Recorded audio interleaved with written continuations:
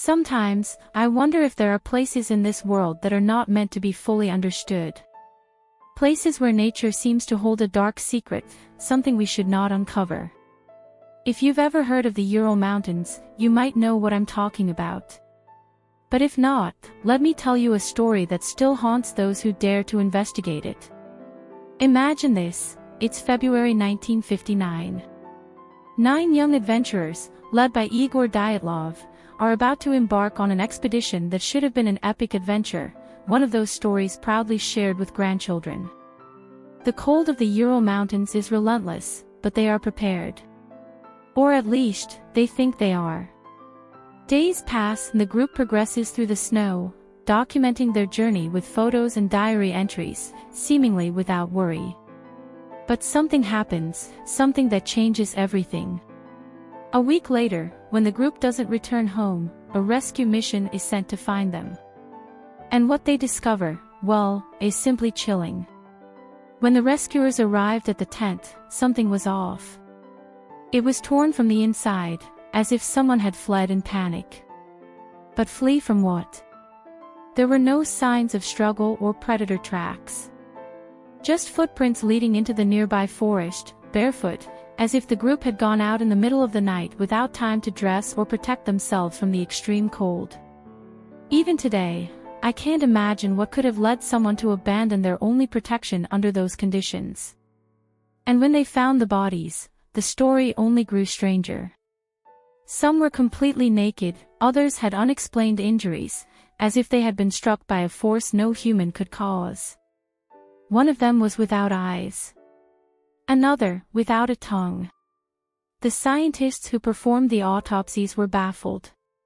The theories ranged from avalanches to secret military tests, but none answered all the questions. I personally can't help but wonder, what really happened that night?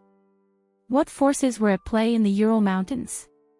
And most unsettling of all, why has no one been able to solve this mystery more than 60 years later? The Dyatlov Pass enigma. When I think about the tragedy of Dyatlov Pass, I can't help but wonder what those young people were feeling as everything began to unravel. I'm still amazed at how little we know about what exactly happened that night. To start, let's talk a bit about the group. They were experienced students, not just any hikers setting out without preparation. Igor Dyatlov, the leader, was a meticulous man. He was accompanied by 8 others, each with their own skill set.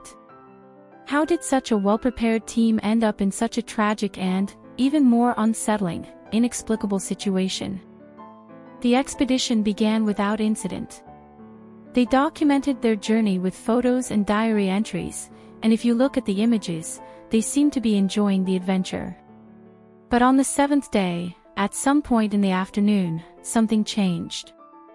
The group decided to camp on a slope known as Kolet Sayakol, which in the Mansi language, the indigenous people of the region, means dead mountain. Perhaps it was an unfortunate choice, or maybe the name was already destined to mark the group's fate. What's strange is that experts say this location wasn't ideal for camping, and Dyatlov should have known that. However, they decided to set up their tents there, just before the snowstorm that was about to hit them. That night is where the true mystery begins. For some unknown reason, the hikers, who everyone described as prudent people, ripped their tent from the inside and fled into the freezing night, barefoot, without coats.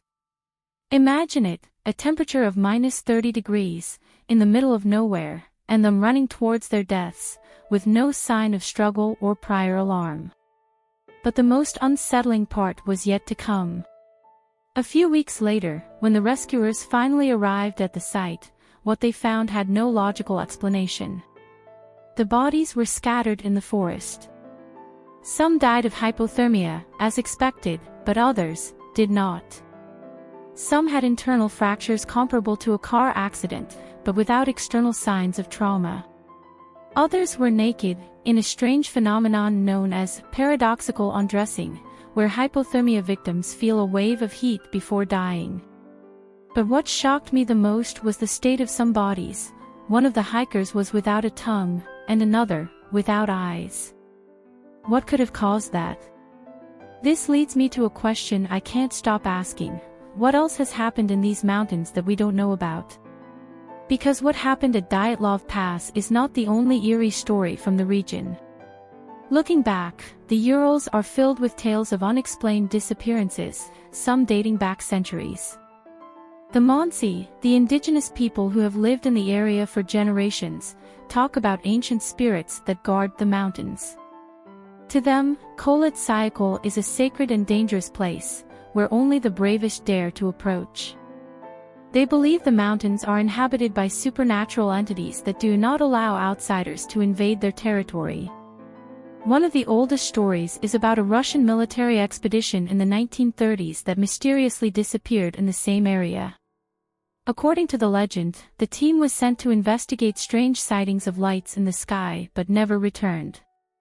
Years later, the bodies were found under circumstances as strange as those of Dyatlov's group. But unlike the 1959 tragedy, this story was quickly silenced by the government of the time, leaving an even greater void in the history of these mysterious peaks. And so, one can't help but wonder, what is really happening in the Ural Mountains?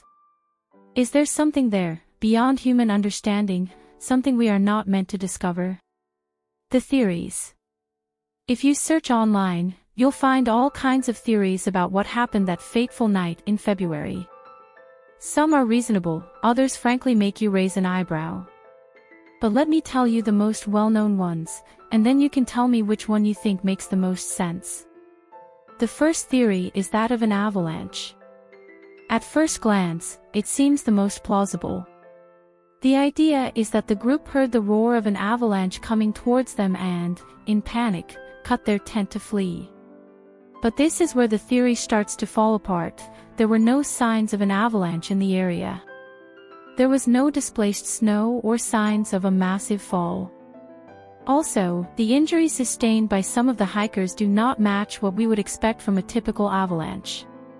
So, although many experts suggest it, something doesn't quite add up. Another theory suggests that the Russian military was conducting secret tests in the area. Some believe the group might have witnessed something they weren't supposed to see, missiles or chemical weapon experiments. There are reports of strange lights seen in the sky on the night of their deaths, and some say this could be evidence of military activity. This theory, while intriguing, does not explain why the group abandoned the tent in that manner or the strange injuries they had. Then we have the most unsettling theory, the intervention of supernatural forces. Some believe the hikers encountered something beyond the earthly realm. Remember the Mansi tales of guardian spirits of the mountains. Maybe those legends are not just stories to scare children. Or perhaps, as some suggest, it was something more, extraterrestrial. The lights seen in the sky and the hikers' inexplicable behavior have fueled this hypothesis for years. What frustrates me most about all these theories is that none seem to solve all the mysteries. There's always something missing, a piece of the puzzle that doesn't fit. It's frustrating, isn't it? Over 60 years after the tragedy, we still don't have a clear answer. It's as if the mystery is meant to remain unsolved, feeding our imagination and our fear of the unknown. And here is where the conflict arises, the tension between the human desire to explain the inexplicable and the reality that we may never achieve it. So what do we do with this mystery?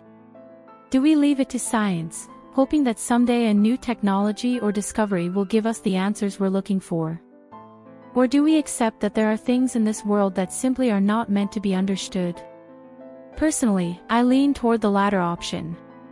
Perhaps Dyatlov Pass is a reminder that, despite all our advances, the world remains a place full of secrets.